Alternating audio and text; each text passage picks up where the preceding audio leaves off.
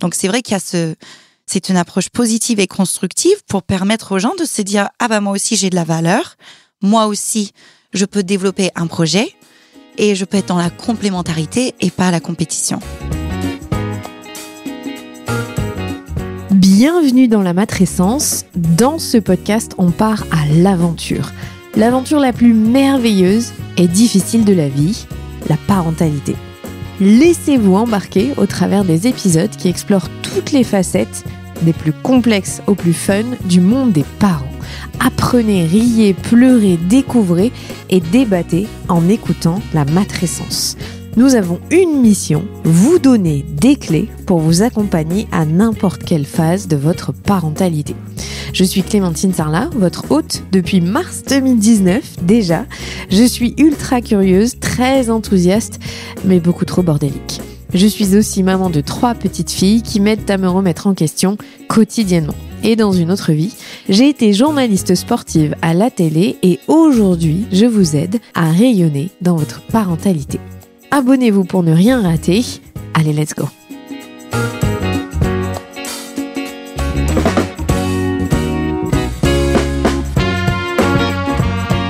Pouvoir revenir sereinement au travail après une grossesse n'est pas donné à tout le monde, malheureusement. Afin de changer le regard à l'intérieur des entreprises, Julie Foubert a créé Be the Change, un programme pour accompagner les personnes qui veulent impulser de nouvelles dynamiques d'inclusion et rendre l'entreprise plus accueillante pour les familles. J'ai rencontré Julie lors de notre première retraite de la matrescence en octobre 2024. Julie est américaine, elle a 2 enfants et vit en France avec son mari français depuis plusieurs années. Avec sa vision de nos 2 cultures, elle porte un regard intense et très juste sur notre façon d'appréhender le monde du travail, la maternité, l'éducation et surtout la confiance en soi. Son parcours aux 1001 vies est très inspirant. Et puis comme je vous l'ai dit, elle est américaine et donc ça se ressent dans cet épisode. Prenez ce que vous pouvez de ce qu'elle transmet parce que vraiment, c'est précieux d'avoir la vision de quelqu'un qui a une culture différente de la nôtre et qui porte ce regard avec un petit peu de distance sur nos fonctionnements. Vous découvrirez dans cet épisode des petites astuces pour être ce ou cette collègue bienveillante pour entourer les nouveaux parents. Et si en plus vous êtes actif ou active au sein de votre entreprise, alors cet épisode est fait pour vous. Je vous souhaite une très bonne écoute. Salut Julie. Salut Clémentine. Je suis ravie de te recevoir dans le podcast après t'avoir rencontré pendant la retraite qui a été dédiée à la matrescence en octobre dernier. Ça va ? Ça va très bien. Je suis très heureuse d'être ici avec toi. Moi aussi, je suis très contente de te recevoir. Alors, est-ce que tu peux nous raconter un tout petit peu ton parcours avant de créer ta société qui s'appelle Be the Change ? Comment est-ce que tu t'es intéressée à l'éducation ? Je veux dire un grand merci à mes parents parce que l'éducation, c'est vraiment une affaire de famille quelque part depuis que j'étais très jeune. Je viens d'une famille où ma mère était prof, mon papa était prof et du coup, je les ai vues beaucoup petites dans l'éducation et c'était très naturel parce que je suis aussi l'aînée de 4 filles. Et donc, quand j'étais jeune, j'ai commencé à même m'occuper de petits-enfants, à donner des cours de danse parce que j'ai fait de la danse. Et donc, je m'occupais d'enfants de 3 ans quand j'avais 12 ans. Et donc, c'était vraiment dans mon histoire depuis très, très jeune. Et j'adorais ça. J'adorais voir la lumière dans les yeux des enfants et de aussi aider leurs parents. Et je me rendais pas compte que j'étais déjà sur mon chemin de vie. Et au fur et à mesure de mes études, c'est quelque chose qui est paru comme une évidence. Même si ma maman qui disait « Mais non, sois pas enseignante parce que... » c'est pas forcément partout dans le monde bien payé ou bien vu. Et elle a fini par comprendre que c'était ma voie, c'était ma vocation et que c'était en moi depuis très très jeune en fait. Voilà. Donc tu as étudié à l'université américaine, tu es américaine évidemment. Tu t'es spécialisée directement dans l'éducation. Comment ça se passe à l'université aux US ? Alors, nous avons un peu plus de temps qu'en France pour décider. J'ai choisi littérature française et anglaise. J'ai un nom très français pour une américaine, donc c'était un peu prédestiné, je pense, que je vive en France. Mais l'éducation était ma sous-spécialisation parce qu'aux États-Unis, nous avons vraiment cette vue dans beaucoup d'universités, pas toutes, de prendre le temps avant de choisir. Et voire même en université de Loyola à Chicago, ce n'était pas possible de déclarer sa spécialisation avant la 3e année sur 4 d'études, juste pour donner une idée aux personnes qui nous écoutent. Donc pour les jeunes, ça permet plus de temps pour se connaître, pour dire qu'est-ce que j'aime pas.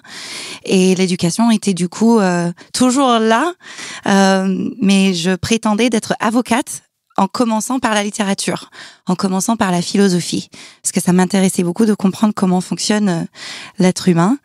Et le français a toujours été un coup de cœur pour moi. Donc j'ai fait ces 2 spécialisations-là de base. Alors, en tant qu'américaine, tu vis en France, vous êtes revenue avec ton mari qui est français, tu as des enfants franco-américains. Comment est-ce que tu compares la perception et les traitements de la parentalité entre tes 2 cultures ? Ok. On a 1 heure. Non, je rigole. Voilà. Non, en fait, je sens que pour moi, ce dont il est vraiment question en France et partout dans le monde, c'est davantage de ressentir le non-jugement de soi. Et aux États-Unis, j'ai beaucoup reçu ça de mes parents, d'avoir des opportunités très jeunes pour développer mon potentiel. Donc très très petite, nous avons, c'est vrai, une culture de, ça va faire sourire les Français, les Françaises qui nous écoutent maintenant, c'est vrai, de you can do it. Et tu peux le faire. Absolument. Ah, merci.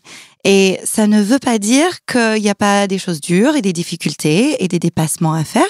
C'est juste que du coup, ça nous donne des passages pour développer notre potentiel, comme typiquement, c'est vrai, la cérémonie de clôture de fin d'études, même quand j'avais 13 ans, c'était la fin du collège, nous avons eu droit à une célébration, un dîner. Donc, en fait, la parentalité, même si les États-Unis c'est grand, c'est pas partout pareil, et il y a quand même ce socle commun que les enfants passent par des passages, des étapes où ils sont célébrés, leur potentiel est célébré. Ou en France, dans mon expérience dans l'éducation, parce que j'ai enseigné en France aussi de nombreuses années, nous pourrons en parler après, c'est vrai que il y a presque parfois une crainte que de trop valoriser l'enfant va en faire un enfant tyran ou va, je sais plus l'expression, lui gonfler les chevilles ou, enfin, vous avez même des expressions dans la langue qui inhibent l'expression de soi, l'expression du potentiel de l'enfant. Donc je sens que s'il y a une chose à retenir du message que je dis souvent, c'est que nous avons absolument tous du potentiel à travers les cultures et c'est un besoin aux États-Unis, un besoin en France et en France c'est un immense besoin de la part des parents déjà de se valoriser, de se voir bon et bien et qu'ils ont de la place. Et c'est vrai que je sens aux États-Unis, il y a quand même, nous le voyons déjà dans les endroits publics, dans les restaurants, quand nous sommes accueillis en tant que jeunes parents. Ça commence à changer en France. Je juge pas la France du tout. C'est juste un constat sans jugement que nous sommes en train d'accueillir davantage l'enfant. Et ça, c'est une grosse différence. Je dirais qu'il y a besoin encore d'être un peu plus équilibré entre la France et les États-Unis. En fait, ce que tu expliques, c'est que dans ton éducation que tu as reçue et de tes parents et du système scolaire américain, c'est la confiance qu'on vous donne, le fait que vous avez tous un potentiel et tout un potentiel en vous et que vous êtes célébrés dans des rites de passage qui sont très importants en fait dans les cultures. Nous, en France, on est dans les rites de passage religieux, mais on n'a pas cette façon de célébrer dans la vie civile en fait pour les enfants, de leur dire que c'est beau ce qu'ils font.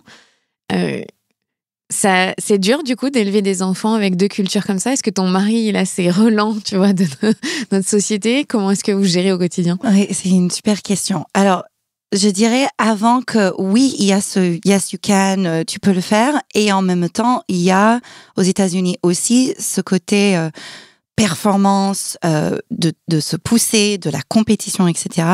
Et c'est vraiment en France que j'ai découvert, grâce à l'école magnifique où j'ai eu l'opportunité d'enseigner pendant 8 années, qui s'appelle Living School, qui a été fondée en 2007 par une femme extraordinaire qui s'appelle Caroline Sost. Et l'approche sur laquelle l'école est basée, le leadership éthique, que j'ai découvert que j'avais du potentiel. Personne ne me l'avait dit aux États-Unis. Je l'avais ressenti, je sens reçu par exemple, à l'école, en automne, les enfants ont l'occasion de présenter leurs exposés, leurs ouvrages sur un thème, de se déguiser, de présenter, par exemple, nous avons lu des livres et nous nous sommes déguisés comme l'auteur du livre. J'étais en CE1 et tous les parents sont venus nous écouter, les enfants, présenter nos exposés. Je sais pas si vous voyez, en termes de juste valorisation, pour nous, la classe, c'était énorme. Donc, il y a les deux. Il y a ce côté positif et le côté moins positif. Et c'était grâce à cette approche que j'ai découvert que j'ai vraiment du potentiel. Et pour répondre à ta question sur mon mari, ce que j'aime autant chez lui, et j'aime chez les Français, c'est qu'ils ont ce désir de la qualité, ce désir de bien faire les choses, presque un certain perfectionnisme ou de vraiment vouloir une haute qualité et en profondeur. Et c'est ça que les Français m'apprennent, et mes clients, nos partenaires Be The Change, etc. Parce que nous faisons beaucoup ensemble. Et ça, j'adore. Parce que les Américains, j'en parle beaucoup avec les Français, oui, nous avons, de la positivité. Et parfois, ça peut être interprété comme un peu superficiel. Je pense pas que ce soit notre intention. C'est jamais la mienne. Donc Alexandre, mon mari, il a cette profondeur-là, il a cette quête de qualité. Parfois, et je le trahis pas du tout en disant, il a aussi parfois un peu de dureté dans son ego qui peut ressurgir, et qui travaille beaucoup. Nous travaillons ensemble parce que du coup, nous travaillons ce que j'essaie de transmettre aux parents que j'accompagne aussi à la maison. J'essaie au maximum d'être exemplaire, je reste un être humain. Mais du coup, il m'aide beaucoup sur le fait de poser des limites, le fait de me déculpabiliser en tant que mère. Ça, c'est quelque chose que je suis passée par ça aussi quand je suis devenue mère. Que je sois américaine, française, d'une autre culture, je pense que ça, c'est très humain. Et du coup, nous sommes vraiment dans la complémentarité par rapport à ça. Ouais. Nous essayons en tout cas. Tu l'as évoqué, tu as enseigné en France dans une école, on dit alternative en France, ça s'appelle The Living School. Je crois que c'est pas très loin du studio où on enregistre ici dans Paris, c'est dans le nord de Paris. En quoi ça a changé ta vision de l'éducation ? Pourquoi est-ce que ce que tu as appris, notamment le leadership éthique, a été une révélation pour toi ? Beaucoup de choses. Ce dont il est vraiment question, c'est que nous avons absolument tous sur la Terre un immense potentiel. Et que nous sommes tous naturellement intelligents. Et cette éthique de prendre en compte les besoins fondamentaux des êtres humains, ce qui est vraiment la définition de l'éthique telle que cette approche globale l'entend, c'est prendre en compte les besoins fondamentaux et universels des êtres humains. Et moi, c'est une découverte qui, depuis vraiment le premier jour, parce que Caroline a investi en moi avant même que je mette pied dans une classe de rentrée, j'ai eu l'opportunité d'être formée dans un premier séminaire de 5 jours en leadership éthique. Et donc, de plonger en profondeur et travailler sur moi, découvrir mes qualités et aussi, mes côtés moins sympas, mon ego, mes difficultés, et pas juger. Et ça m'émeut beaucoup d'en parler parce que si tout être humain pouvait vivre ça, mais le monde serait complètement différent, quoi. Ça serait un autre monde. Et donc, c'est vraiment ce que, à la fois, Living School et le leadership éthique m'ont donné et qui donne à des millions de gens. Et grâce à Living School, en fait, la vision de Caroline, c'est aussi que chaque membre de l'équipe puisse travailler sur soi et développer son propre projet de vie, ce qui est très innovant pour un positionnement d'une dirigeante, de dire peut-être que je vais avoir des membres de mon équipe qui vont s'en aller, nous sommes toujours en lien, mais qui vont créer des projets. Mais je trouve que c'est fabuleux parce que c'est vraiment un nouveau paradigme, un nouveau système de dire chacun a des talents, chacun a sa place, et c'est ainsi que, au fur et à mesure que j'ai pris confiance en moi, que j'enseignais en classe, que je me suis formée, que ça s'est révélé pour moi que je voulais devenir consultante en leadership éthique pour accompagner le plus grand nombre à révéler leur projet de vie, leur potentiel, et que j'ai un coup de cœur autour de la naissance parce que c'est le début du début, et que je trouve que c'est les entreprises qui ont un rôle majeur aussi à jouer, les organisations, ensemble avec les parents pour que les choses changent pour le mieux. D'où being the change, quoi. C'est le verbe de être. Donc, si je dois synthétiser, je dirais que c'est vraiment... j'en serais pas là aujourd'hui sans cette rencontre avec cette approche, avec Living School et cette expérience de vie, quoi. Que je continue à me former. Parce que quand on évoque le mot éthique en France, en français, ça n'implique pas du tout la notion dont tu viens de parler. Pour nous, l'éthique, c'est vraiment être dans les règles, ne pas... Et surtout, moi qui suis journaliste, avoir de l'éthique, c'est primordial dans notre milieu. Il faut ne pas se laisser corrompre, il faut rester droit dans ses bottes. C'est un peu quelque chose de rigide comme concept, je trouve, dans la langue française. Alors que vous, dans ce dont vous développez autour de l'éducation avec ce terme-là, c'est beaucoup plus positif, en fait. C'est vrai, et c'est vrai que c'est très innovant de le mettre avec cette notion de leadership par rapport à un sens classique. Il y a plein de définitions. Quand nous le mettons avec l'éthique, c'est la personne, le leader, c'est la personne qui est pionnier, qui va défricher, ça qu'on dit, qui va défricher, qui va aller là où quelqu'un n'est pas encore allé, non pas dans un esprit de compétition, mais je veux changer le monde, je veux contribuer au monde. Et donc, c'est vrai que quand Edel Goeth, la fondatrice de cette approche, qui est une femme franco-allemande, chercheuse, une grande humaniste, qui a créé l'approche il y a 35 ans maintenant, donc elle est solide, elle a fait ses preuves maintenant. Elle a innové avec ce terme d'éthique où les experts mondiaux sont pas forcément d'accord sur une définition claire. Qu'est-ce que ça veut dire l'éthique ? Et quand j'interviens en entreprise, quand j'ai pu parler avec d'autres journalistes, auteurs, ils aiment cette définition beaucoup parce que le sens est là. Donc c'est vraiment de voir... C'est basé sur 7 principes éthiques qui prend en compte notre santé, notre sécurité. Enfin, il y a vraiment tout un ensemble de principes. L'équilibre, le bien-être, l'inclusion, accès à la connaissance, pouvoir se réaliser. En fait, c'est vraiment toute une ingénierie, toute une approche globale qui est derrière ce mot éthique, qui est un seul mot, mais qui relève le leadership éthique de tout un ensemble d'approches globales.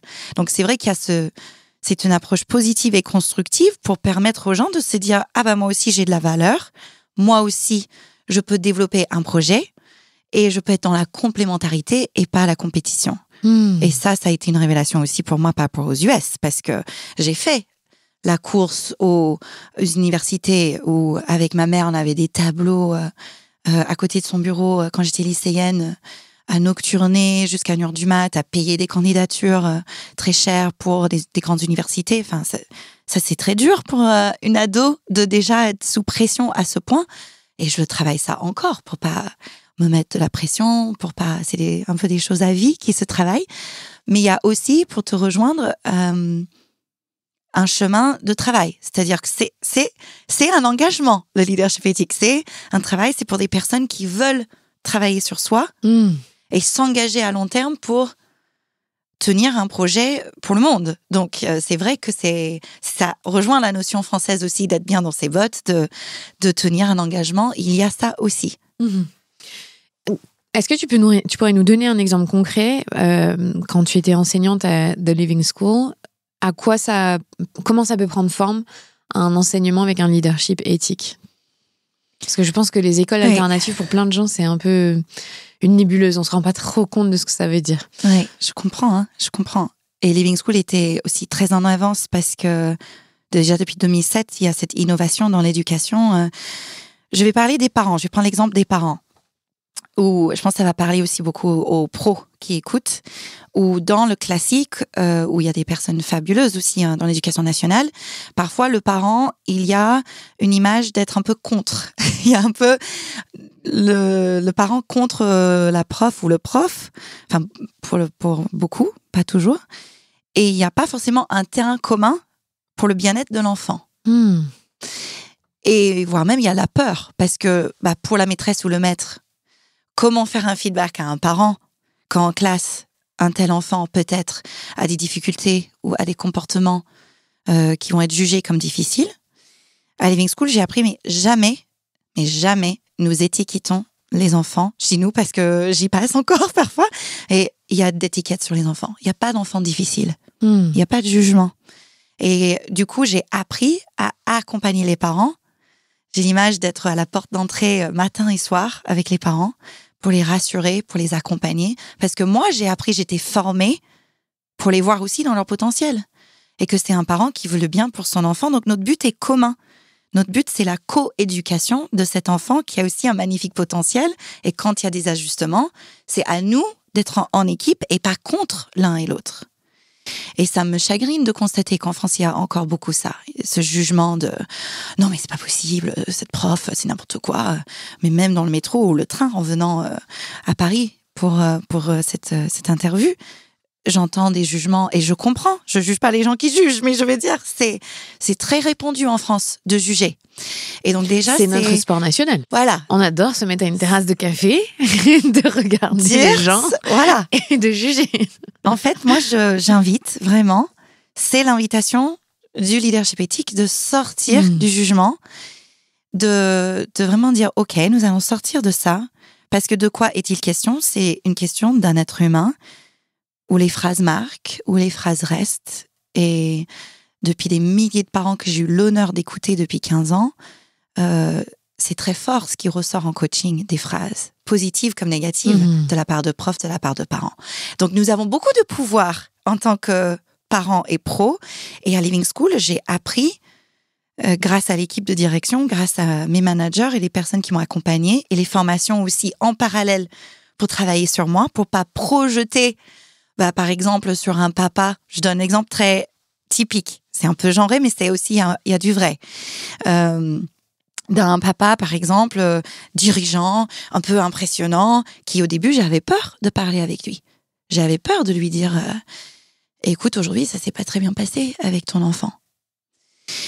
Et j'ai été beaucoup accompagnée, et par des mises en situation, et par tous les repères du potentiel et non-jugement, de ne pas projeter sur lui, pour voir qu'il a tout le potentiel d'évoluer, et à la porte d'entrée de dire il y a plein de choses positives qui sont en train de se passer, avec ton enfant, et j'ai aussi besoin de pouvoir te dire certaines choses dans une vision d'évolution, pour que nous puissions accompagner ton enfant. Et c'est là où j'ai touché ma vocation d'accompagner aujourd'hui des dirigeants. Ça a commencé à Living School parce que il y a des personnes avec des sacrées responsabilités, des artistes, des chanteurs, des entrepreneurs, de tout horizon de vie à Living School. Et donc c'était vraiment le terrain incroyable d'apprendre comment ne pas projeter, comment ne pas juger. Je dis pas que ça m'arrive plus jamais, j'aimerais bien, si je suis honnête. Mais la compétence de ne pas juger, je la souhaite à tout le monde, et c'est possible pour tout le monde. C'est à la portée de tout le monde. Donc la prochaine fois que quelqu'un s'entend dire, mais même de nos conjoints, de nos enfants aussi, oh là là, mais qu'est-ce qui m'énerve, qu'est-ce qu'elle m'a énervé. Déjà, c'est de respirer, prendre du recul et dire, non, je vais pas juger. Je vais faire un constat, mais je ne vais pas juger. Et ça change la vie. Mais ça s'apprend aussi avec le lien d'attachement. Oui. De sortir de son lien d'attachement s'il n'est pas sécure. Tout à fait. De pouvoir se décentrer de soi-même. Oui. C'est plus dur pour les gens qui ont un attachement soit anxieux, soit évitant. Oui. Que pour ceux qui sont sécures, et on vous salue les gens sécures. Vous avez beaucoup de chance d'avoir cet attachement-là pour pouvoir vous remettre en question de manière plus sereine et avec moins de difficultés que pour nous. Si ça vous intéresse, j'ai plein d'épisodes sur les liens d'attachement si vous voulez comprendre, parce que Julie, j'en ai déjà parlé avec toi, je sais que c'est quelque chose que tu as étudié à l'université, c'est quelque chose de normal aux États-Unis, de normaliser. En France, on est encore à devoir l'expliciter, à devoir la faire passer au grand public, alors que toi, dans ta culture, c'est quelque chose d'acquis, la théorie de l'attachement. C'est vrai. Si on revient juste à... Tu vois, là, tu parles de Living School, c'est une école qui est privée, qui demande des moyens financiers quand même. C'est pas du tout accessible à tout le monde. Clairement, ce type d'école alternative où on prend le bien des enfants en considération. Il y a beaucoup de discussions aujourd'hui dans l'éducation nationale parce que il n'y a pas assez de moyens, en tout cas alloués sur le quotidien des enseignants et enseignantes, parce que ils sont pas écoutés par leur hiérarchie parfois, parce qu'il y a la pression des parents. Voilà, c'est difficile d'être enseignant aujourd'hui. Et ce que tu décris, ça fait rêver, mais c'est vrai que pour 99% des écoles et des gens, ils n'ont pas cette opportunité-là de prendre ce recul dont tu parles qui est nécessaire, hein, et de pouvoir travailler en collaboration avec les parents. Qu'est-ce qu'un enseignant qui écoute là aujourd'hui, qui n'est pas formé à ça, mais qui en plus plein de choses dans sa classe à son niveau, parfois dans le dos de la hiérarchie, je sais qu'il y en a qui font 5, qui achètent même du matériel à leurs frais. Par quoi il pourrait commencer pour être plus en collaboration avec le parent, même si c'est pas la culture de l'école publique, hein. Alors déjà, dire que je l'entends complètement, cette notion de privé et public. C'est vrai que je suis un peu plus habituée parce qu'aux États-Unis, comme vous connaissez, tu connais. Maintenant, je suis aussi très touchée de voir à quel point que maintenant, grâce à la technologie aussi, grâce à la formation, parce que Living School, c'est aussi, comme Be the Change, un centre de formation. Be the Change, c'est un cabinet plutôt de conseil pour les jeunes parents et pour les entreprises. Et Living School était pionnière déjà là-dessus parce que il y a plus de 3000 personnes, si je ne me trompe pas, de l'éducation nationale, de plein de pays, d'autres pays aussi, qui ont été formés. Et donc, grâce à ce volet formation, ça s'est démultiplié dans les classes en France. Donc, c'est une super nouvelle. Et il y a cette communauté où les profs peuvent s'impliquer et avoir un boost et respirer, être relayés par rapport à tout ce qu'ils essaient de porter sur leurs épaules au quotidien. Donc déjà ça, par rapport à la notion de privé-public, je dirais. Et puis, première chose, ce qui est accessible à tout le monde déjà tout de suite, c'est ressentir qu'ils ont le potentiel de se positionner autrement. Et prendre du recul, de dire, déjà je me valorise, c'est la fin de l'année là en ce moment, ou peut-être début d'année quand ça sort, je ne sais pas, mais en tout cas, j'aime beaucoup ces phases de bilan, de moments de faire un bilan, ça se prête très bien pour oser se valoriser et se dire, ok, qu'est-ce que j'ai fait de bien cette année? Qu'est-ce que je peux affirmer? Pas du tout pour être arrogant, mais en prenant des exemples très concrets. Ou est-ce que moi, je suis heureuse déjà de moi, avant même d'aller vers le parent? Parce que si nous sautons cette étape déjà de nous-mêmes, ça marche pas et ça revient à la théorie d'attachement que tu as si bien évoquée tout à l'heure. Et ensuite, c'est de voir les parents dans leur potentiel. Parce que l'école, elle est, je trouve, un terrain très challenging pour tout le monde. C'est-à-dire que ça évoque plein de souvenirs, ça évoque comment ça a été bien, comment ça a été moins bien. Et quand nous y amènent nos enfants, oh là là, pour ne pas projeter, pour garder un espace où l'enfant vit sa vie, vit son chemin, tout en étant là pour accompagner, c'est un vrai équilibre à trouver. Donc c'est vraiment d'en parler, c'est investir, je dirais aussi, dans déjà les ressources fabuleuses comme la matrescence, parce que je trouve que tu fais un travail absolument remarquable qui permet aux parents d'avoir accès à des ressources à leur portée, dans leurs mains. Donc à un moment, il y a aussi plus d'excuses, d'accord, tout le monde, pour évoluer, pour dire, allez, aujourd'hui, qu'est-ce que je vais faire pour me faire du bien? Qu'est-ce que je vais faire parce que le monde, aujourd'hui, oui, est très complexe, il y a plein de choses qui se passent, que s'épanouir, c'est bien. C'est presque devenu un acte, je veux pas dire de résistance, mais de dire, j'ai le droit d'aller bien, j'ai le droit de m'épanouir, c'est important, je sors d'un système par rapport au burn-out, par rapport à tout ce que vivent les mères et les pères que j'écoute tous les jours. Je sais que c'est là. Et une des premières choses que je dis souvent, c'est déjà, nous allons commencer par ouvrir un cahier de réussite.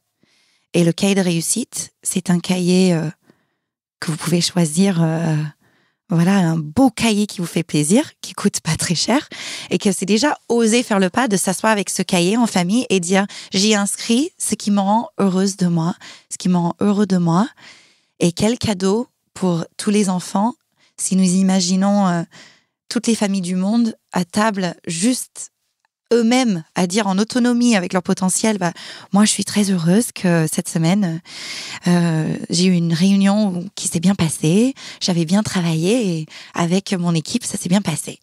et que l'enfant voit ça et l'enfant voit la mère en train de décider. C'est ce qui se passe avec ma fille. Je vous donne voilà, et que l'enfant va dire moi j'ai réussi à dire au revoir à maman, au revoir à papa à la fenêtre sans pleurer. J'ai réussi à passer une bonne journée à la crèche, à l'école. C'est simple en fait. C'est revenir à ce bon sens de la simplicité, mais qui est très puissant pour sentir son potentiel et qui forme les fondations, les briques de la maison intérieure chez les enfants. Et donc, que ce soit un parent, que ce soit une professionnelle de l'éducation, une professionnelle de la périnatalité, mais c'est vraiment ça qui change tout, en fait. Et quand un enfant te dit, parce que maintenant, par exemple, à Living School, il y a des élèves qui ont pu nous écrire, qui ont pu m'écrire, qui se rappellent quand je les ai accompagnés, quand ils étaient des bouts de choux magnifiques. Ils étaient déjà avec un grand potentiel, mais je veux dire, ils étaient plus jeunes. Et je me rappelle, Julie, quand je suis stressée, je pense à Solal. Solal, si tu écoutes ça un jour, je t'envoie un gros bisou. Et qui m'a écrit pour dire, je me rappelle comment tu m'as parlé quand j'étais stressée. Et aujourd'hui, il a, je crois, 17 ans, 18 ans. Je respire, je me dis, c'est OK. Et j'ai le potentiel, je vais y arriver. Et ça, c'est grâce à des séances sur le cahier de réussite. Et ça n'a pas pris non plus. Oui, c'était un global. Oui, il était à Living School. Oui. Maintenant, un cahier de réussite, c'est à la portée d'absolument tout le monde, quoi. Plus je t'écoute, plus ça me marque à quel point c'est tellement contre-intuitif à notre culture française.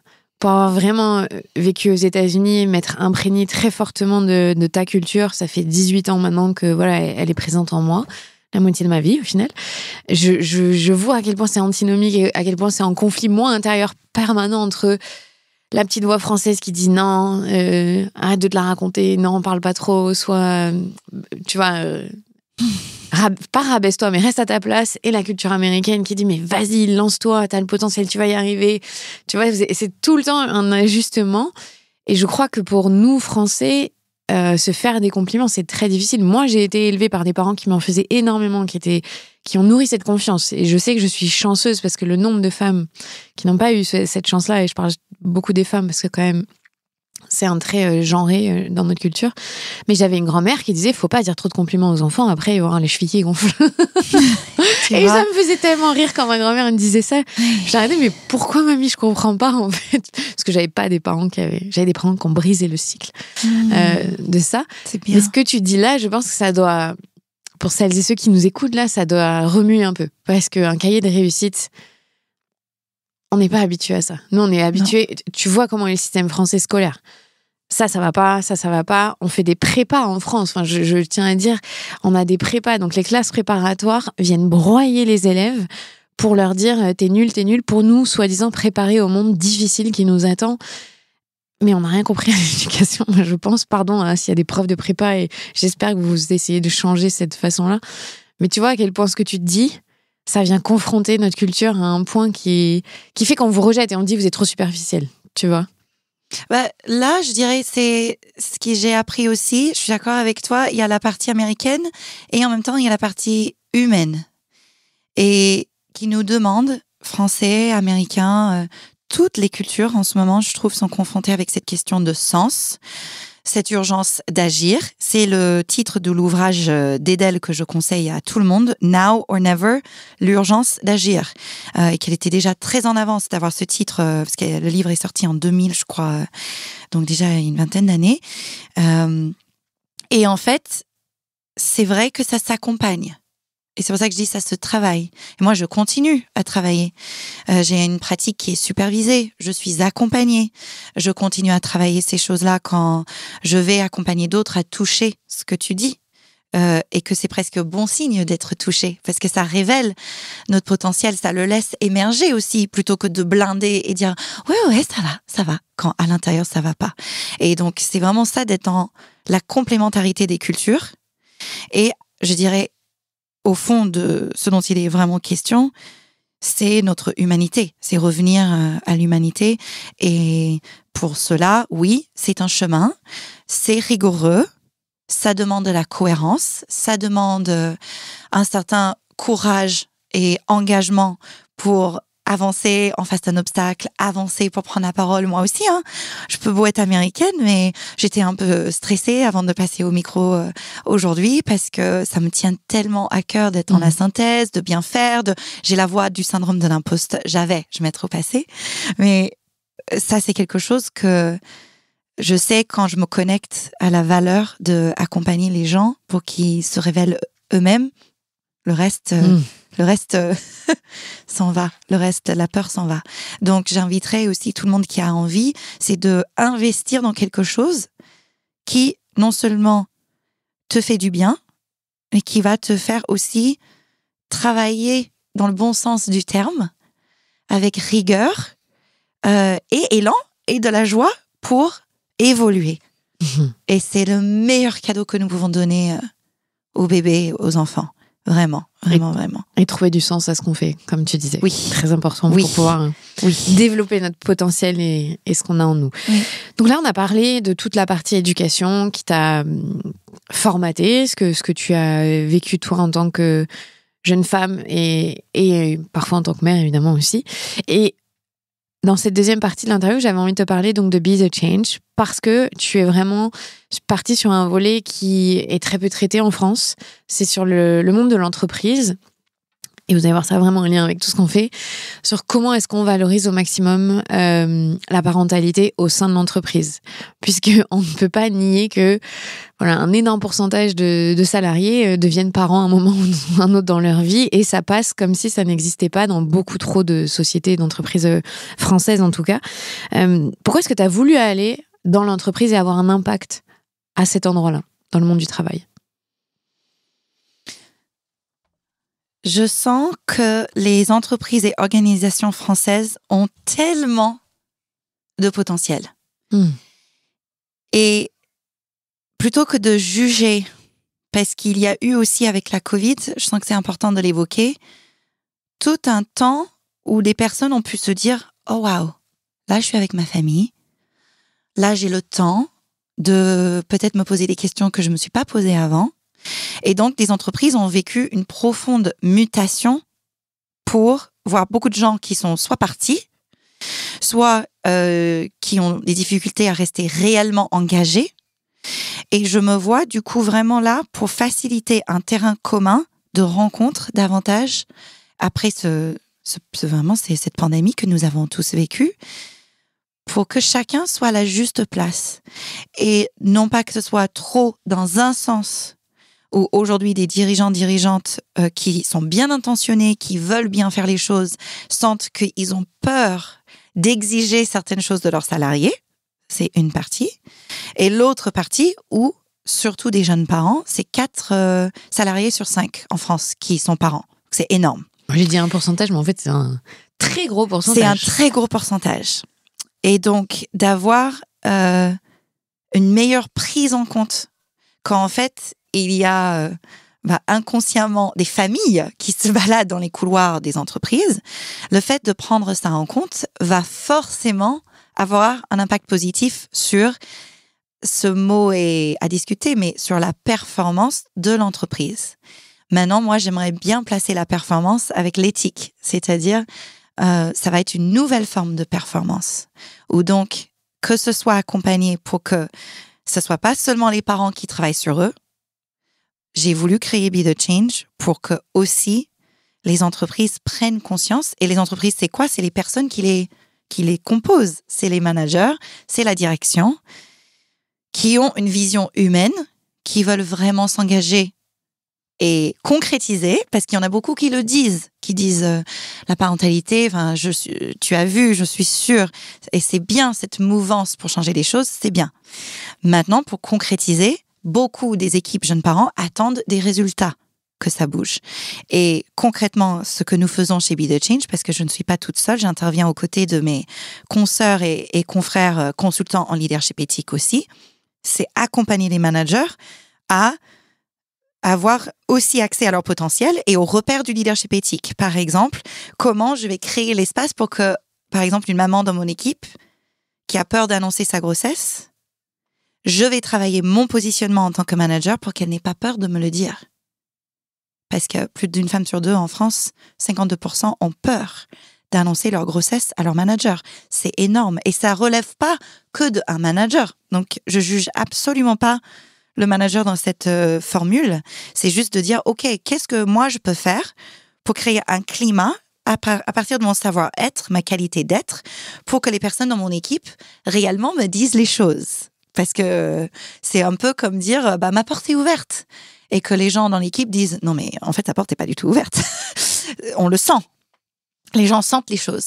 Et donc, c'est pour ça que le levier pour les entreprises est énorme. Ils ont tout intérêt à former leurs managers à des repères comme l'écoute active, le non-jugement, la résolution de conflits, le terrain commun, de communiquer de potentiel à potentiel. Enfin, je pourrais en parler pendant 10 heures, donc je vais être synthétique. Mais du coup, pour finir là-dessus, je dirais, Be the Change, c'est à la fois la réponse à un constat de taux, de dépression, de angoisse, de difficulté vraiment du passage que représente devenir parent. Et c'est un vrai passage, et ça s'accompagne pour déculpabiliser les parents. Ce n'est pas que les parents gèrent pas bien, c'est un passage. Et qu'en même temps, moi-même enceinte de notre deuxième enfant, quand c'était l'année de la Covid, je passais aussi mes examens, mes échographies. J'étais à la maternité avec les masques, enfin tout ça. Et je voyais à quel point, même au sein de la maternité, parce que j'accompagne également des sages-femmes, des infirmières péricultrices, des médecins, des kinés, parce qu'ils sont en train de faire un travail absolument fabuleux, humain, et eux-mêmes, ils ont besoin d'être accompagnés, de développer leur potentiel, de prendre conscience, etc. Donc, c'est aussi une forme d'entreprise. Mais c'est pour dire, ces personnes-là qui prennent soin des autres, parce que les entreprises font plein de choses, commençons déjà par mieux prendre soin de nous à l'intérieur, et le reste, c'est des savoir-faire, ça suivra. Donc, Be the Change, c'est à la fois la réponse à ce constat de souffrance vraiment énorme en France, et aussi pour les personnes qui font des choses fabuleuses déjà, qui sont super engagées et qui veulent aller plus loin grâce au repère du leadership éthique. Donc, c'est vraiment le « et », à la fois pour les parents et pour que y ait moins de burn-out, tout simplement, pour que quand quelqu'un veut peut-être développer un projet, moi, j'en suis un exemple vivant.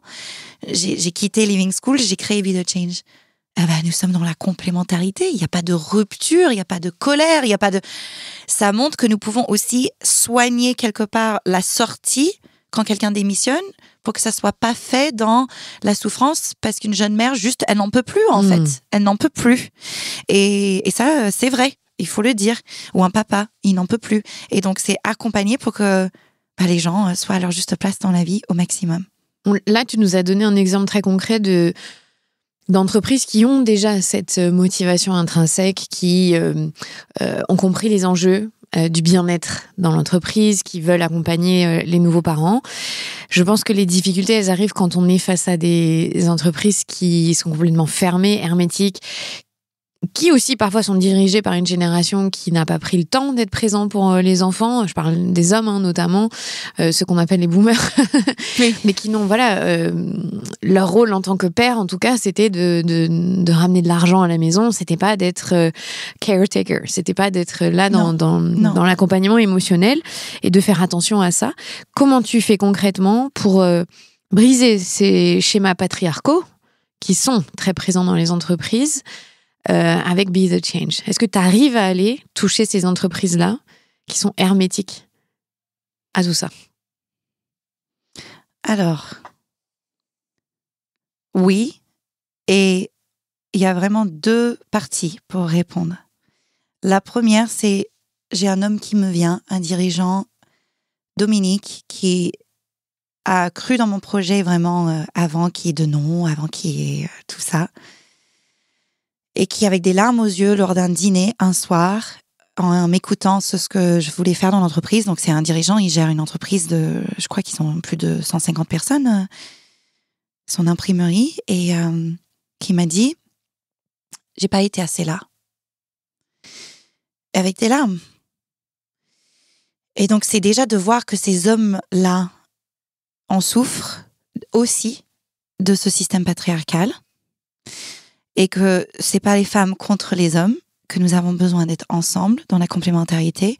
Et comme maintenant, ça fait depuis 2011 que j'ai rencontré le leadership éthique et que je suis aussi formée pour que les gens puissent toucher leurs larmes, pour les sécuriser, souvent ils peuvent me le dire, parce que je savais pas faire ça avant. Donc j'ai appris à grâce au non-jugement, quand nous faisons par exemple la réunion de rencontre d'études d'un projet ensemble, de partenariat entre l'entreprise et Be The Change, d'abord j'écoute et je vais écouter sans jugement sur ce qu'ils vivent.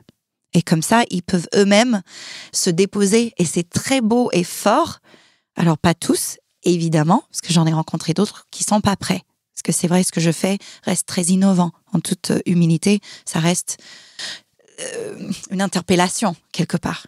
Maintenant, ces hommes-là, au fond, ils ont très envie. Ils ont très envie que ça change. Et ils y croient. Là, quand nous parlons budget, c'est peut-être là où il y a besoin d'avoir cette intégrité d'y aller. De vraiment investir dans un accompagnement, que ce soit d'ailleurs avec Be The Change ou autre chose. Mais ils ont envie. Beaucoup plus de ce que je pensais quand j'ai démarré. Donc ça, c'est la bonne nouvelle. Ça, c'est pour la première partie. Et la deuxième partie, c'est que oui, nous y arrivons à les toucher parce que l'approche globale du leadership éthique étant universelle, ils y voient aussi leur intérêt.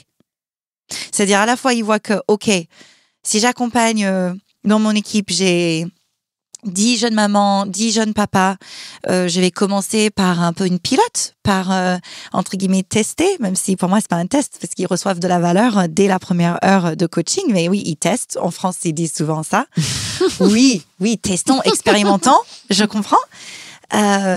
Dès qu'ils expérimentent, ils sentent que, en fait, par exemple, cette jeune mère qui a reçu un accompagnement Be The Change qui prend une forme d'abonnement, et son manager a été formé. En fait, c'est une entreprise dans l'assurance qui a choisi de former à la fois sa comité de direction, les managers, dans une formation de 2 jours, et donner aux parents volontaires dans l'entreprise. Parce que c'est pas du tout obligatoire. Il faut aussi être prêt pour travailler sur soi. Les émotions, ça prend du temps, ça demande un engagement. Donc, en plus, ça valorise l'entreprise que de dire à ses salariés, nous avons ce cadeau que nous voulons offrir aux personnes motivées, engagées. Donc déjà, c'est valorisant pour les personnes qui ont envie, qui candidatent. Ça m'avait marqué cet exemple d'une jeune maman qui allait accoucher. Elle allait partir en congé mat. Donc nous avons pu ensemble l'accompagner avant qu'elle parte en congé mat et son retour, où son manager en question, Édouard, grâce à la formation, il a fait les choses complètement différemment par rapport à l'équipe. Donc, il a réorganisé différemment les choses. Il n'a pas dit des phrases que j'ai pu entendre, elle nous fait un congé mat dans le dos, des choses très dures quand même, il faut le dire, ou que c'est un truc pour les femmes, des phrases aussi misogynes auxquelles je suis confrontée quand je donne une conférence, par exemple. Faut aussi pouvoir constater que c'est là, ce patriarcat. Mais comment nous y arrivons, c'est vraiment par le concret. Parce que du coup, ce manager, il a pu alléger le charge de travail pour tout le monde dans l'équipe. Je l'ai accompagné pour étudier comment, avec aussi les autres directeurs. Et cette femme, cette maman, a pu bénéficier de la bienveillance de son manager avant qu'elle parte. Et surtout, avant qu'elle ne revienne, il a organisé, très à l'américaine, ça va vous faire sourire, mais c'est vrai, un petit déjeuner d'accueil où quand elle m'en a parlé, elle avait des larmes chaudes qui coulaient, de dire je me suis sentie accueillie, Julie, je me suis sentie attendue. Ça a pris 1 demi-heure et des croissants et du café. Vous n'allez pas me dire en France on n'a pas du café et des croissants. On l'a tous les jours. Donc en fait c'était pas les croissants, c'était le positionnement de ce manager qui a dit c'est important, nous allons l'accueillir. Elle en parle encore, ça fait maintenant 1 an depuis qu'ils ont fait la formation, presque 1 an, pardon, 9 mois. 9 mois. C'était la naissance de ce projet, mais qui du coup, elle est fidélisée, elle est hyper fière, elle est hyper heureuse d'être dans cette entreprise par rapport à une formation qui leur a entre guillemets coûté 2 jours et l'investissement de l'abonnement Be The Change. Donc oui, c'est des investissements au début parce que pour les entreprises, je comprends, avec les budgets, avec tout ce qu'ils ont à gérer, c'est complexe, ils sont occupés. Be The Change a déjà fait tout le boulot pour que ça soit, facile à mettre en place. C'est pas une machine à gaz, usine à gaz, pardon. C'est pas une usine à gaz, c'est pas du tout une machine, c'est la simplicité de dire on y va et nous investissons dans in our people, les êtres humains. Et j'en ai plein des exemples comme ça qui, j'ai pas la sensation de faire des choses incroyables. Mais en fait, c'est surtout laisser l'espace-temps aux êtres humains de ils savent déjà. Nous avons ça en nous déjà, mais les accompagner. Et ce que tu mentionnes, c'est très important, c'est de la considération, c'est de la prise en compte de ma situation, c'est je ne suis pas un numéro en plus. On est combien à être revenu au travail avec notre bureau qui avait changé, notre mission qui avait changé. Moi, mes affaires, je suis revenue au boulot, ils avaient mis mes affaires dans un placard, ils savaient même pas où c'était, j'ai dû aller demander un autre ordinateur, j'avais plus mon bureau. Mais on est combien à qui ça arrive? Et c'était, comme tu dis, ça demande pas grand-chose de dire on t'accueille, on est trop content de te revoir. La seule collègue féminine que j'avais dans mon service, elle m'a fait un cadeau. Les autres, ils en avaient rien à faire que je rentrais d'un congé mat pour mon premier bébé. Donc, c'est vrai que cette considération, elle a un impact encore plus quand on est dans une position de fragilité, puisque quand on revient d'un congé mat, on est fragile, on est fatigué, on a des changements hormonaux, notre corps, il a traversé des choses difficiles. Et d'avoir un être humain en face qui dit je te vois, je sais pas ce que tu as vécu parce que je suis potentiellement un homme, ou je suis une femme et j'ai pas eu d'enfant, ou voilà, ça s'est pas passé comme ça pour moi, mais par contre, tu es importante, tu es important. Si même un jeune père, il faudrait qu'on encourage les jeunes pères à prendre longtemps des congés paternité, de revenir et de les valoriser. C'est ça, en fait, ce que tu dis, c'est de la considération. Si on peut concrètement, il y a une entreprise qui nous écoute, des RH ou des gens qui ont des postes importants dans des grosses entreprises françaises, quels changements concrets ils peuvent déjà mettre en place pour améliorer la qualité de vie des parents au sein de l'entreprise? Pas forcément même un retour de congé mat, mais juste des parents en général. Déjà, je dirais, une des premières étapes, c'est de placer la priorité dans la vision de la direction. C'est-à-dire que le dirigeant, la dirigeante, a besoin de sentir la valeur de prioriser à la fois la parentalité, et si nous poussons le trait, entre guillemets, un peu plus loin, la parentalité, c'est quoi? C'est aussi, c'est la vie.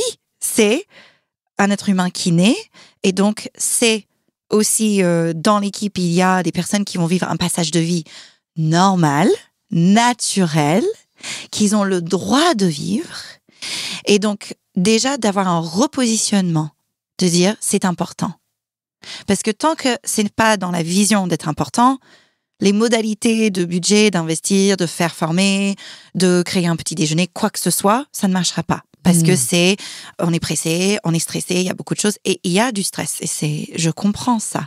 Et déjà, au niveau de la vision, de la direction du fondateur, de la fondatrice, c'est que la personne sente que ça a une valeur inouïe que d'investir non seulement dans la parentalité, c'est aussi dans les futures générations. Et donc, quelle est vraiment j'allais dire la légende, mais c'est pas français, mais the legend, la trace, la contribution. L'héritage, c'est ça que tu cherches. Legacy? Exactement, merci. Héritage. Que l'entreprise veut laisser au monde. Parce que la parentalité est très proche de ça. Nous sommes tous nés. Personne peut dire non, moi j'étais pas bébé. Donc à un moment, c'est stop aussi. C'est stop à de la discrimination et du jugement parce que des personnes deviennent parents. Donc je dirais ça, c'est déjà la première étape. La deuxième, c'est bien entendu les personnes réellement engagées, c'est de nous contacter à Be The Change parce que nous avons déjà fait tout le travail depuis 2021 quand j'ai fondé Be The Change et j'étais jeune mère, de rassembler des bonnes pratiques. Et il y a de tout. Il y a pour tous les budgets. Il y a la conférence, il y a les formations. En fait, les offres sont pensées pour les entreprises très occupées. Et donc, dans les bonnes pratiques, typiquement, c'est de créer des espaces. Le petit déjeuner en est un super exemple qui permet du souffle aux jeunes parents. Parce que surtout les dirigeants qui ont été parents, ils se rappellent, ils savent très bien la vie que nous vivons avant 9h du matin.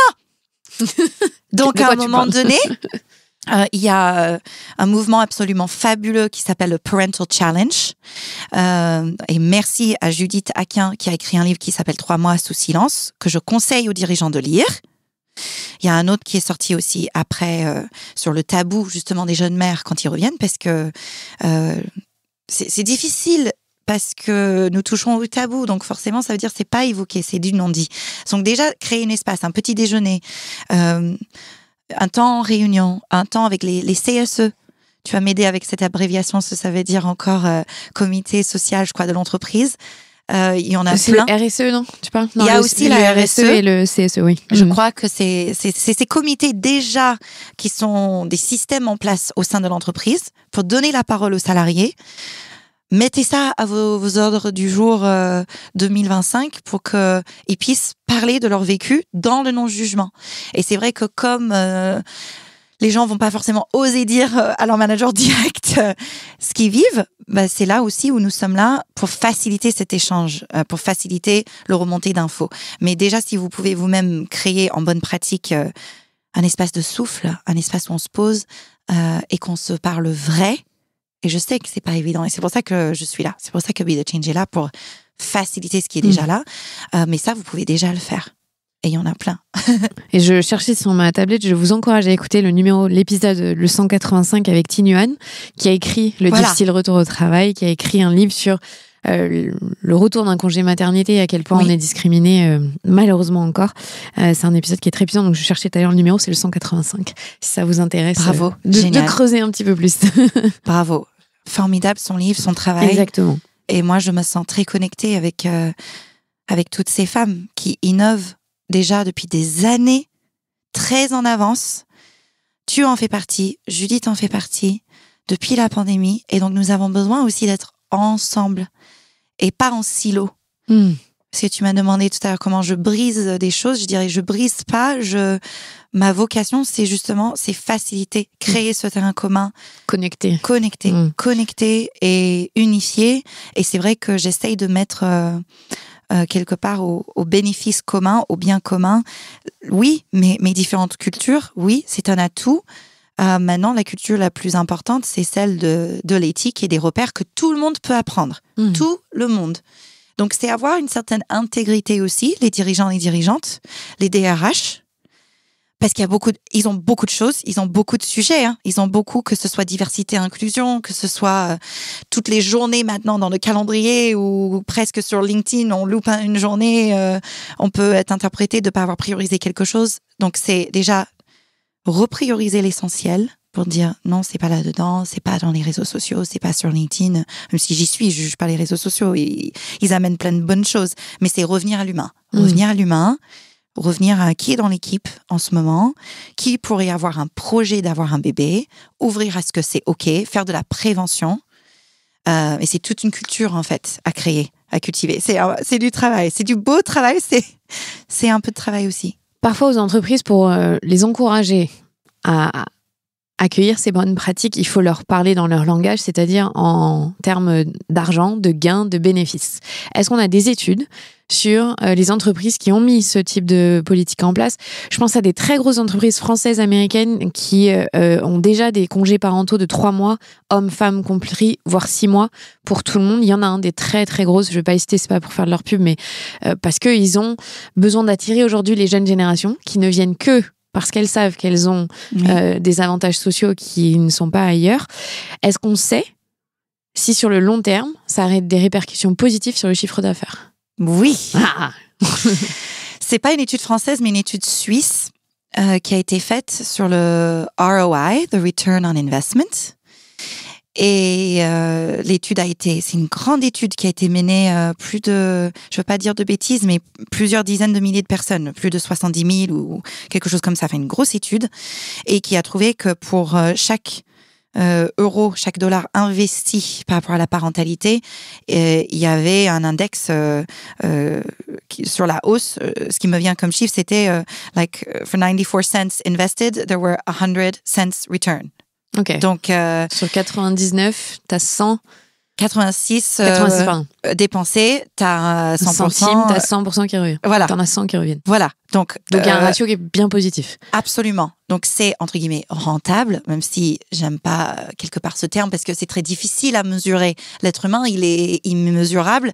Et en même temps, ça se mesure. Financièrement, concrètement, ça se mesure.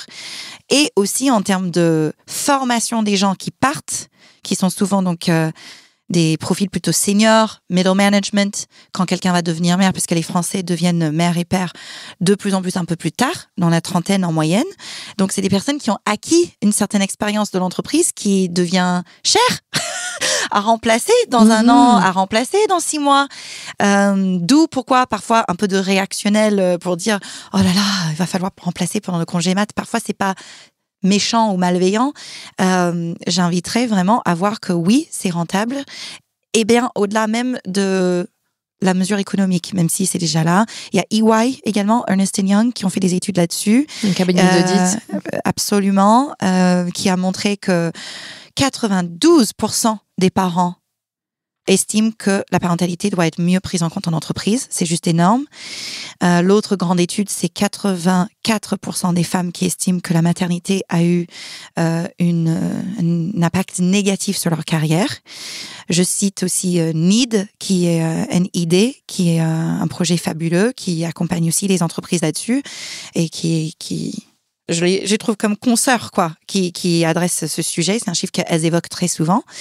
Enfin, il y en a plein. Il y en a plein des chiffres maintenant. Ce que je dis souvent aux dirigeants, c'est pour ça que j'ai dit ça tout à l'heure, c'est la priorisation de la vision. Je peux te donner des chiffres toute la journée. À un moment donné, c'est comme quand un dirigeant va prendre un prestataire qui coûte 750 € hors taxe pour une journée de travail. Pour cette même somme, bah, tu peux couvrir en un mois une dizaine de femmes dans ton équipe pour avoir un coaching en direct avec moi, une consultante en leadership éthique et des repères qui vont leur changer la vie de leur parentalité pour toute leur vie. C'est juste énorme, en fait. Donc, c'est une question de priorité de où est-ce qu'ils vont driver leur fonds. Et c'est important de dire, et c'est une super question, et merci, que c'est rentable, ça donne un bénéfice, et j'irai même plus loin pour dire, avant même d'activer, par exemple, un abonnement Be the Change, ils en bénéficient. Parce qu'ils annoncent le partenariat en interne, ça leur coûte rien. C'est avant qu'ils aient acté ou activé, par exemple pour une jeune mère dans l'équipe, un coaching, un abonnement, etc. Et ben tout le monde est hyper heureux de savoir que c'est là et que même s'ils ne sont pas directement en train de se faire coacher, se faire accompagner, les parents me disent tout le temps, en fait Julie, même quand je ne suis pas en coaching avec toi, je sais que tu es là. Et j'en bénéficie, et ça m'apaise, et ça me fait du bien. Et donc, les entreprises ont tout intérêt à mettre en place des partenariats avec des institutions, avec des entreprises. Encore une fois, ça peut être Be the Change ou autre. C'est pas pour ça que je suis là aujourd'hui, vraiment. C'est, ce dont il est question, c'est montrer à vos salariés, montrer aux équipes que vous comptez, en fait. You matter. You matter. Et bien sûr, je suis là aussi pour Be the Change. C'est pas vrai. C'est du A, parce que nous, on est là pour ça aussi. Donc c'est voir que oui, c'est un investissement à court, moyen, long terme. Nous avons tout pensé, et ça, je tiens à dire aussi un grand merci à mon mari parce que lui, il vient du milieu de l'entreprise et vraiment du corporate et qui m'a beaucoup appris aussi là-dessus. Moi, qui viens de l'éducation et qui est connu des dirigeants via les parents. Maintenant, c'est vraiment Alexandre qui m'a aidé à bien préparer les choses pour les entreprises, pour une mise en place facile, rapide, et où les mères et les pères dans les équipes, tout de suite, se sentent une reconnaissance énorme, mais énorme. Ils se sentent considérés, comme tu as dit, c'est le mot. Et pour moi, ça n'a pas de prix, ça. Même si je comprends qu'il y ait une question de prix à évoquer, ça n'a pas de prix. Mais ça revient à ce que tu disais, l'humanisation. On doit revenir à l'humain et à l'enjeu qui est là, c'est nous, notre potentiel, notre capacité à aller bien, qui fait que ça changera aussi le monde. Et donc, si on est bien en entreprise, on est bien aussi à la maison. Donc, on est mieux avec nos enfants. C'est tout un cercle vertueux puisque, voilà, potentiellement, au cours de notre vie, on va travailler de longues années, même si parfois on fait des pauses pour la parentalité. On met quand même un pied en entreprise de longues années. Et c'est important que le fait qu'on soit parent soit pris en compte et qu'on soit valorisé à travers ça. Merci beaucoup, Julie, de t'être déplacée depuis Nice. Je t'ai pas fait venir des US quand même. Et d'avoir pris le temps de nous expliquer tout le travail que tu fais. J'espère que ça va faire réfléchir, planter des petites graines. Encore une fois, ce podcast, il est là pour ça. Pour peut-être des managers, peut-être des gens dans les RH, peut-être des gens qui veulent créer des entreprises aussi, parce que quand on crée une entreprise, je le sais moi-même, on doit avoir une vision un petit peu de ce qu'on veut proposer aux salariés et ce qu'on sera capable de faire ou non, mais en tout cas d'avoir cette vision-là et d'y réfléchir. Donc, merci pour ton travail. Immense merci à toi, vraiment. Merci. Thank you. Vous venez d'écouter un nouvel épisode de La Matrescence. Merci infiniment pour votre soutien. Si vous voulez découvrir de nouvelles pépites, n'hésitez pas à aller sur le site www.lamatrescence.fr. Vous pouvez également vous abonner à la newsletter qui sort tous les vendredis. Rendez-vous également sur le site pour pouvoir vous inscrire. Ensuite, vous devez vous abonner sur votre plateforme d'écoute pour pouvoir recevoir les notifications. C'est ce qui fait grandir ce podcast. Merci infiniment et continuez de partager ce savoir autour de vous. Je sais que c'est comme ça que beaucoup des auditrices et des auditeurs ont découvert ce podcast. Alors un grand merci. Prenez soin de vous. À la semaine prochaine.